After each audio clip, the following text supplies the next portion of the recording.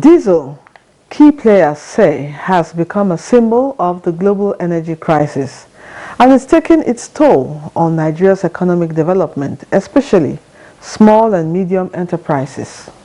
The astronomical surge in the price of diesel, the fuel that powers a large part of the industrial, commercial and domestic activities in Nigeria, has sent ripples across the economy, from manufacturing giants, medium-sized enterprises, and small-scale organizations to individual homes that rely on it for power because of epileptic public electric power supply.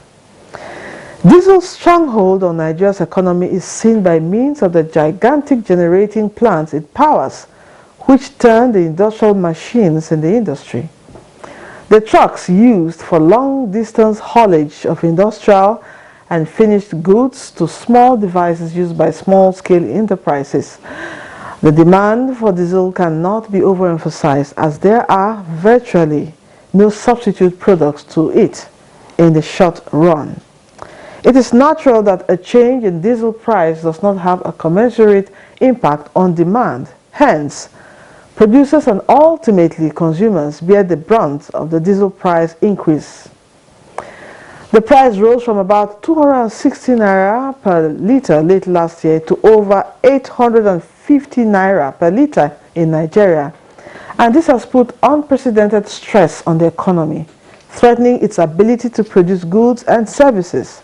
The rising cost of fuel, including petrol, especially diesel, means that anything transported on a car, truck, train or ship is affected. Imagine the ripple effect on business. Welcome to Nigeria Today. I'm Lydia Odijochi. Joining me to provide insights to the matter at the moment, petroleum products, scarcity and pressure on SMEs, I guess we meet them after this time out.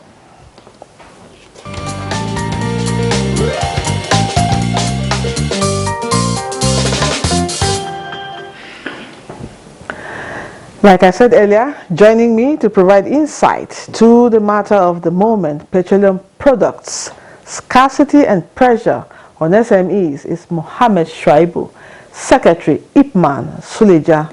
Welcome to Nigeria Today once again. Thank you. Good evening. Good evening, viewers. Also here with us is Jide Ojo, a public affairs analyst and a friend of the house. Always a pleasure having you on the program. Welcome to Salah, Lydia. Welcome to Salah. Good evening, Nigerians. Let's start on a general note. Let me start with the Ipman Secretary. Now, what's your take on the hike on diesel and petrol price? How will you react to it? Good evening. We are going to, first of all, look at the issue of diesel, not petrol. Of course, you know, diesel, as it is today, it has been deregularized. The government has said they have removed a subsidy. So diesel now is on its own. But unfortunately, the situation we are today, as it is, the refineries are not working. So Nigeria, we are not producing. All we are doing today is importations. And by the time government bring these things, government has removed a subsidy, but they are still regulating. So if government has removed a subsidy and the refineries are not working, this diesel today is importation. So the consumption and the demand is high. We don't have it. Of course, you know. But the only solution to this problem is let the governments remove their hand, leave it to the oil business people. Give them the dollars so that they can go and bring. But when you are not giving them the opportunity to operate, they don't have these dollars in their hand. It's only a few these individuals. By the time they bring this in, is in the few hand, they will sell it cost. And that is why the prices keep skyrocketing up and down. So that is it. Okay, now Jide, let me come to you. Definitely the impact on the entire economy is contributing to hiking prices of virtually everything. How would you react? Well, in your background, you said it all. It's a crying shame that in the next couple of months we'll be celebrating 62 years of independence. And we have refineries that are non-function. And we are importing from countries that don't have crude oil. It's a crying shame. You know, there are things that makes you, that should give you a sense of shame than even stealing. And this is one of them. Because I really don't understand. I really could not understand. Because this whole thing, all that Elijah has said, the key point there is lack of domestic refining capacity. That's it. We are meeting our OPEC quota in terms of crude oil production. All the IOCs, I mean international oil companies, are producing ceaselessly. From Shell to Egypt to ExxonMobil, all of them, they are producing the crude. Now you will export this crude and then start looking for scarce foreign exchange to bring in this much needed inelastic products. In economics, when you say that a product is inelastic, it means that there are no substitutes. In my column in The Punch, I wrote last week about this energy crisis. And my take is, look, we are deceiving ourselves that we have deregulated. The point is that we have not deregulated. We are doing what is called guided deregulation. Okay. So, okay, you want the products to be deregulated, but you are still, in a sense, trying to control the price. Look at cooking gas. The same thing that afflicts diesel affects DPK, kerosene, affects jet A1, aviation fuel, the same thing. Even lubricants. All the petrochemicals that our industries are using, from manufacturing of baby lotions and all of that, are imported. Because all the we have only element petrochemical industry. That in itself was initially sold to Indorama. I think that's the... But what do they do? The byproducts that they were expecting to get from the refineries in Port Harcourt is not there. And we have spent, let me shock you, we have spent over $25 billion in turnaround maintenance of these 4 refineries. Now everybody is waiting on Dangote. Dangote, let it come. Dangote is coming third quarter of 2021. It's coming in the last quarter of 2021. It's coming first quarter of 2022. Now, how long shall we wait? Should we be depending on one individual to bail us out of this situation when we have 4 and we have spent so much we spend so much resources on turnaround maintenance? Okay, now let's talk about the impact on the SMEs now, the scarcity and the pressure on SMEs. Of course, the pressure is there from transportation cost to cost of production.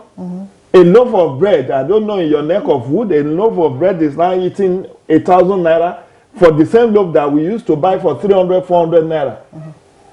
And then even the fruits that you take for granted and you buy for 100 naira, no, you go there and price it. Because it's a value chain. It's a chain. So what affects one affects all. From transportation cost, even, you know, I was here some months ago where we were even talking of the cost of the so-called subsidized PMS. The PMS that is subsidized, for government says to sell it at 165. The operators are telling government now that it's not profitable for them to sell at 165. Now, the truck that will bring this product from maybe Suleja or from any of the depots or from Apapa in Lagos, the truck is powered by diesel. So why you subsidize the PMS, you are not subsidizing the diesel. So the cost of transporting maybe one truck of PMS articulated vehicle to bring PMS. Yes. Maybe it used to be 100,000. Now it has gone to 150, 200,000. How much is it now? Diesel is about 800, 900, 1. So 1 million for one truck. Yes, you see, the issue is Nigeria today, whether we like it or not, the truth has to be told. The problem we are facing now, diesel has been deregulated. Okay. If diesel has been deregulated, allow competition to come in. But there is no competition. Few hands, you are giving them dollars from the CBN at the official rate. And in return, when they bring this fuel in, they will take it somewhere else. And the publics want this thing. So how do they get it? It's impossible. By the time government, you remove your hand, give people who can do this business, these capitalists, allow them to go and bring this thing. It will be surplus. Look, Nigeria today, we belong to oil nations like Saudi Arabia today. They are monarchical system of government. We are practicing democracy. It's only there today what Nigeria is doing, they are doing. We have countries like Venezuela, Angola, Singapore, and Qatar. They have oil. But Venezuela today, they don't have oil. But they have the best refinery in the whole world. Wow. They buy crude oil, refine and sell. So Nigeria today, we have oil. But in fact, all the 4 refineries we have 2 in Port Harcourt, 1 in Warri, 1 in Kaduna. That of Kaduna is more like a scrap today now as I'm talking to you. They are not producing. So if they are not producing and you have deregulated this thing, allow the market forces to flow. In fact, in developed countries, governments, ruling government, they partake in this. But I don't know what is happening. We have to appeal to Mr. President. Well, he just spoke yesterday that he has about 11 to 10 months to live. So the incoming presidents have to do something about it. These people, they have to do something. Because if you said you have deregulated this diesel and people are not getting it, at the end of the day, the effect is on us. The truck, like what Mr. Jide said here, you see, the transportation, how much is government paying us? If for you to haulage your truck from Lagos now to Abuja, government is paying you about 700 to 779,000. Okay. Then now the NMPDRA, they said they have increased 10 naira margin. Okay. Effect from 1st of June. As I am talking to you now, that price has not been affected. Okay, now what? So is it not going to trigger scarcity? Okay. Bringing petroleum products from Lagos to Abuja now. Of course, it's not profitable. We can't sell 165. No marketer can sell. They are selling at loss. Okay. Let's take a break now. We'll come back to talk about the impact of this on transportation and the economy. Let's take a break.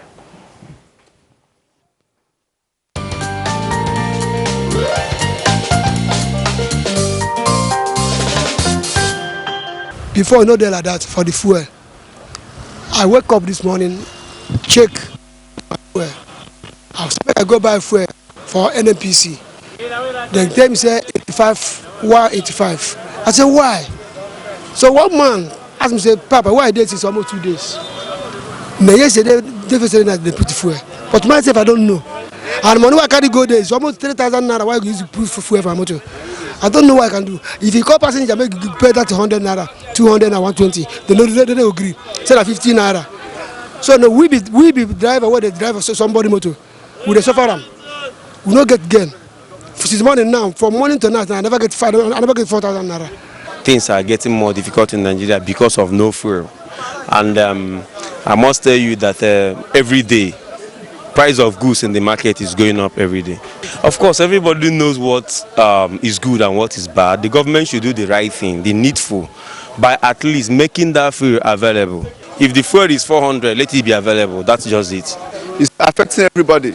Even if you don't have generator, It will affect you during transportation when you're going to somewhere where, like now, from market to Lugbe, normally we pay 100 naira. When I came into Abuja, we do pay 100 naira. Now I'm paying 250 naira.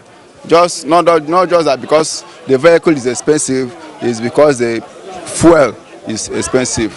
What I think is that Nigeria government should look into it. It's affecting us generally. If we have fuel, like we have fuel, even if it is 500 naira per liter, let all the whole fuel station have it.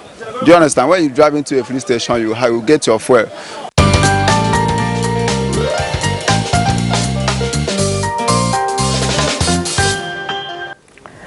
That was put together by Oluseyi Adiagbo. Welcome back. Our two guests are still with us. Now, Jide, what's your take on the views expressed by Nigerians there? Very apt.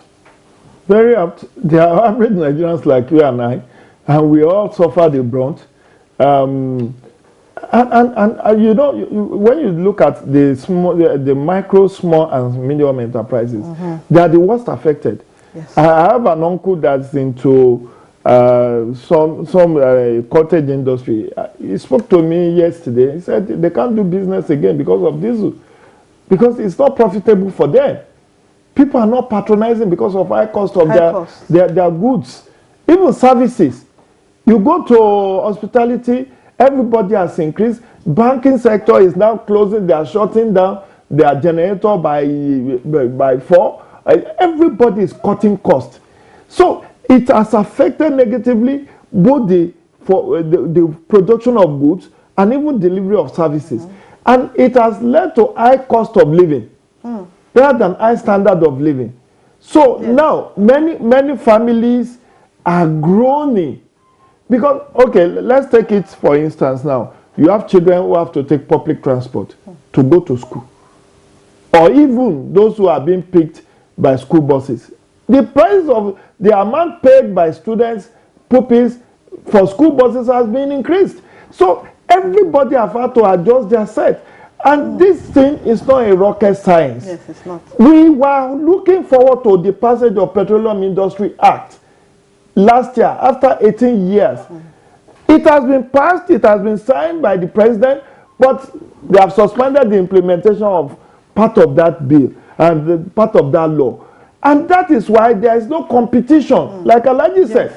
If the Petroleum Industry Act has been allowed to be fully operational, by now, competition will have come in. There will have been foreign direct investment into the oil and gas sector, so much so that we will not just be open on Dangote alone. Even people will have built small modular refineries. And with that, you can serve your immediate communities, even if you don't have to transport it for very long distances. Okay, now, Iman Secretary, you know, some businesses are folding up. Like you mentioned the last time you came on the program. Same time, independent petroleum marketers are crying out that they are operating at a loss due to the high cost of transporting products using diesel. It's now like a problem now. It's affecting transport and it's affecting the economy. Now let's talk more about this. Thank you. Mr. Jide, even this Dangote refinery you keep mentioning, Dangote is not looking at inward Nigeria here. He's looking at, if that refinery come on stream now, he's taking it out. Yeah. He's just looking at to import, not to for our consumption here. Look, the problem we are having now in petroleum sector is that the sole importer of product, whether you call it AGO today, PMS, DPK, is only NNPC. Nobody brings this thing. By the time NNPC bring this thing, they decided where to take it to. If they decided to take it to, look, 80 to 85% of supply chain in this country today, they are independent marketers, both in the city and in the hinterland. These people today, they are not selling. The pressure is in Abuja. By the time you see these major marketers, they are the only, and this product, if it comes, NNPC decides, if they didn't allow these independent marketers who have this supply chain virtually everywhere, look and cranny of this country, let them have access to this product so that Nigerians should look at. You can hear the outcry of the people on the in the filling station. It's not they are making, but our hands are tied. Anybody that has money you build a petrol station, you want to sell because you want to make your business grow. Nobody want to build a filling station just for fancy sake. They sign an agreement with they have a bond purchase with the NNPC. But today, like Suleja, their TDZ zone is to supply Abuja, Kogi State, Niger State, and some part of Kaduna. Many of these places today, they are on. If NNPC bring this product, they take it to a designated place. And even independent marketers go to get it. Many of them, they move their trucks down Lagos, Port Harcourt, and Warri. They end up in buying from private hands, third parties. So the only solution to this problem, let government or NNPC, let them design a particular depot and ask the independent marketers of Nigeria to go there and collect this product at affordable price. You cannot be selling to some marketers that they are major marketers or special marketers at the control price. You regulate them. Then you are somebody who go to Lagos or Port Harcourt and Warri and buy at the rate of 160 something, 170. Bring it. Is there any justification? No. Bringing it to Abuja, you are asking him to go and sell at 165. Is a taboo. Nobody will do it. And look at the high cost of diesel. You don't get it. Even the margin they say they have increased from 1st of June to cushion this problem. It has not been paid. So let government do the needful. Independent marketers, they can solve this problem within 1 week, 2 weeks. The whole queue will disappear. Everybody will leave the petrol station. Nobody will queue there and be complaining that I don't have petrol, I am this, I am that. So they won't know what to do. Let them do the needful. Mr. DJ, Mr. Jide. No, I mean, it's not an hopeless situation. Like I keep saying, the authorities know what to do. Mr. President, with due respect, is the Minister of Petroleum Resources. He's the substantive minister. And he has been previously, before he became the president, he has been previously Minister of Petroleum Resources. Yes. Even if he doesn't own one fuel station, he knows what the problem is. Yes. And he should be, now, he said he's on a home stretch. Let him leave a lasting legacy of resolving this energy crisis. Nigeria is in energy crisis. And this is impacting negatively, not only on economy, but even our health. You may not have advanced your mind to it. When people go to fuel station to queue for hours on end, it takes a toll on your health. Yes, it does. All those pollution that you are exposed to is taking a toll on our health. So the point is, it's not just economy, it's affecting our health, it's affecting our productivity. Productivity, yeah. Because the time, 3-4 hours that you spend queuing for fuel, you should have been in your office attending to your official duties.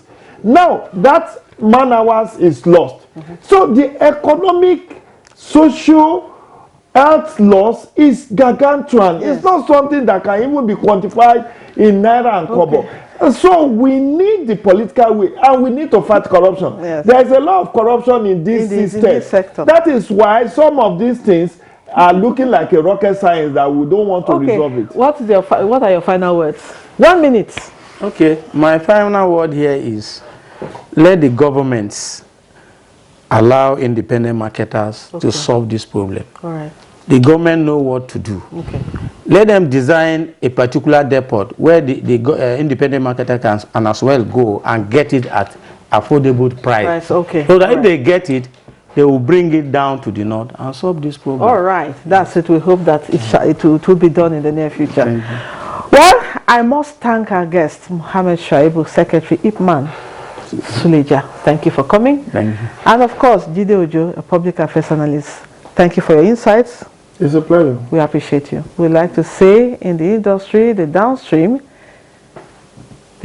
sector, we hope that everything will be resolved and Nigerians everywhere can be wet with fuel. All right, now we want to thank our guests, our viewers for always watching us, and we pray that tomorrow will be another day on the program. Thanks for watching. Don't forget the program is live weekdays at 7:30 in the evening. You can watch this and other episodes on www.youtube.com/NTNews24hub. I'm Lydia Odijochi.